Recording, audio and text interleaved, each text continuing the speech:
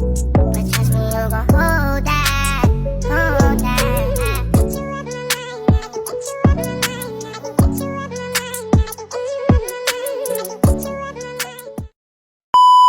Sang Kim cerita. Dimohon untuk menghargai cerita tanpa menyudutkan beberapa pihak. Selamat menonton. Halo, kenalin. Gue Nana. Bukan Nana pendek, apalagi Nana dalam ya. Haha. Gue dari Pekanbaru. Gue lahir di keluarga yang bisa dibilang serba berkecukupan. Semua selalu diusahain sama bokap gue. Tapi, semenjak 2017, semuanya berubah. Waktu itu, gue masih SMP. FYI, gue ini anak terakhir dari 3 bersaudara. Gue ngerasa semuanya aman tentram aja kayak biasanya. Ternyata gue salah. Bokap nyokap gue udah sering ribut, tapi selalu ditutup-tutupin sama abang dan kakak gue. Mungkin karena mereka ngira gue masih kecil, jadi gak perlu tahu masalah itu. Usut punya usut, bokap gue ketahuan main cewek. Gak cuma 1 atau 2, tapi banyak. Sebenarnya nyokap udah tahu dari lama, sejak abang gue SD. Tapi nyokap selalu nahan karena mikir anak-anaknya masih kecil dan butuh sosok bapak di rumah. Suatu hari, nyokap udah gak tahan lagi. Akhirnya emosinya meledak dan minta cerai. Bokap gak terima, dan akhirnya emosinya meledak juga. Bokap gue tiba-tiba kayak orang kesetanan hilang arah gitu. Gue anak terakhir yang dulu selalu dimanja, gak pernah disuruhin itu, gak pernah diajarin masak, dan kerjaan rumah lainnya. Tiba-tiba hari itu, bokap nyuruh gue motong sayur dan masak. Dia nyuruh gue ke warung dekat rumah untuk beli sayur.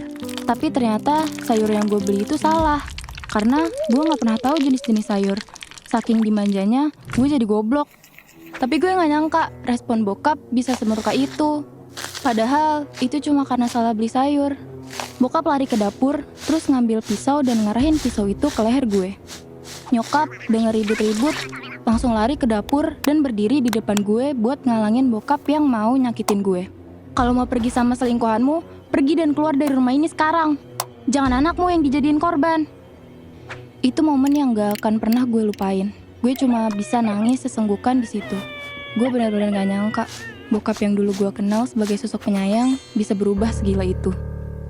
Sejak nyokap minta cerai ke bokap, gak sekali 2 kali bokap marah ke gue. Gue pernah ditempeleng, dimaki-maki, cuma karena kesalahan kecil. Tapi kejadian salah beli sayur itu yang paling gue inget. Seiring berjalannya waktu, bokap resign dari kerjaannya yang selama ini membuat keluarga ini berkecukupan. Dia niat nikah lagi sama selingkuhannya. Gue yang ngedenger itu langsung nangis kejer dan gak setuju. Tapi bokap gak peduli. Ada suatu ketika, bokap baik banget sama gue. Gue gak minta apa-apa.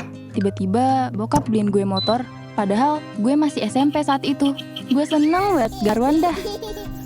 Ternyata itu sogokan buat gue setujuin bokap nikah lagi sama selingkuhannya. Dan gak lama dari bokap ngasih motor, dia nikah lagi dan tinggal di kota lain sama istri barunya. Gue hancur sehancur-hancurnya lihat keluarga gue begini. 3 bulan kemudian, tiba-tiba ada dealer motor datang dan ngangkut motor gue. Kata abang dealer, motor ini udah gak dibayar selama 3 bulan. Padahal gue ngiranya bokap beliin secara cash. Ternyata bokap gue ngambil motor ini cuma DP-nya aja yang dibayar dan cicilannya diserahin ke kita tanpa ada omongan apapun untuk nyicil motor ini atau gimana gitu. Lagi-lagi gue merasa dihianati. Trauma masa lalu belum sembuh. Dan sekarang gue harus menghadapi kekecewaan lagi. Gue jadi benci banget sama bokap. Sekarang dia udah gak ada empatinya sama sekali ke anak-anaknya.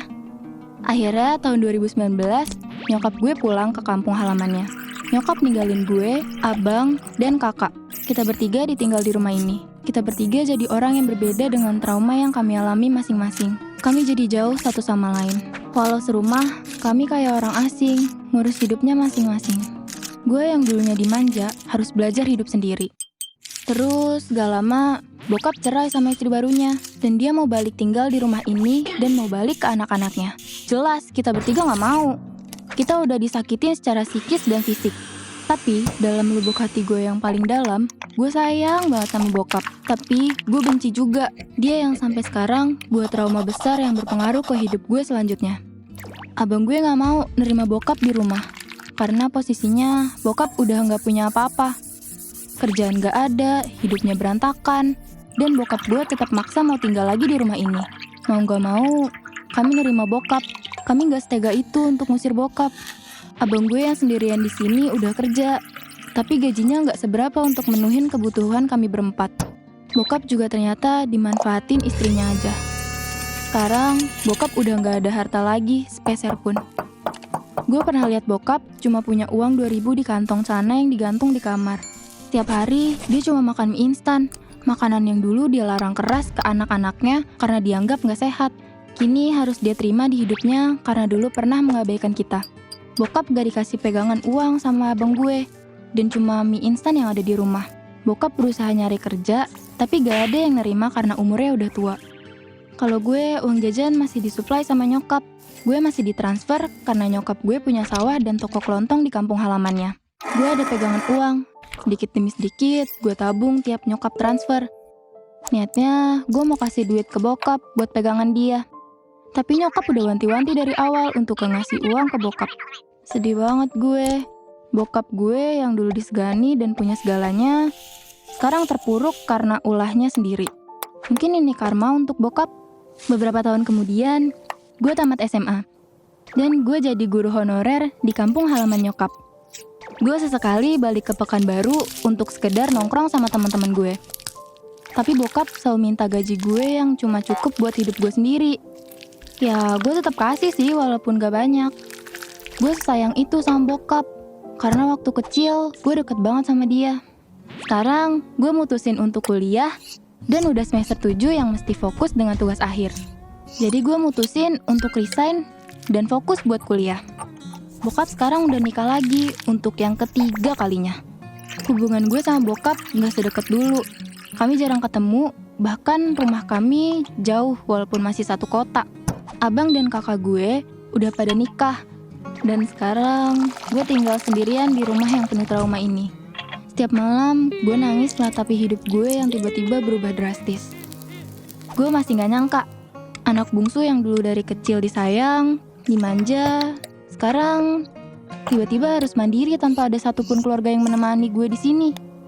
Sekarang gue jadi orang yang kasar, minim empati, gak bisa dikasih arahan, dan jadi orang yang seenaknya. Hidup gue penuh dengan trauma yang masih membekas. Gue konsul ke psikiater, ternyata gue kena penyakit psikis dan keluarga gak ada yang tahu soal ini. Tapi sekarang gue bersyukur punya pacar yang selalu sabar dan ngertiin gue. Dia tahu perubahan mood gue yang kadang gak terkontrol, tapi selalu ada buat gue. Meski begitu, gue sadar kalau gue harus sembuh dari trauma yang terus menghantui. Gue mau kembali jadi diri gue yang dulu. Anak yang ceria, punya empati ke orang lain, dan gak mudah kebawa emosi. Tapi jujur, itu bukan hal yang mudah. Gue gak tahu apa yang akan terjadi ke depannya. Tapi gue bertekad untuk terus bertahan dan belajar mengatasi luka ini. Satu langkah kecil demi masa depan gue. Sampai di sini akhir kisah hidup gue yang warna-warni kayak tembok PAUD. Gue pamit dulu ya. Bye!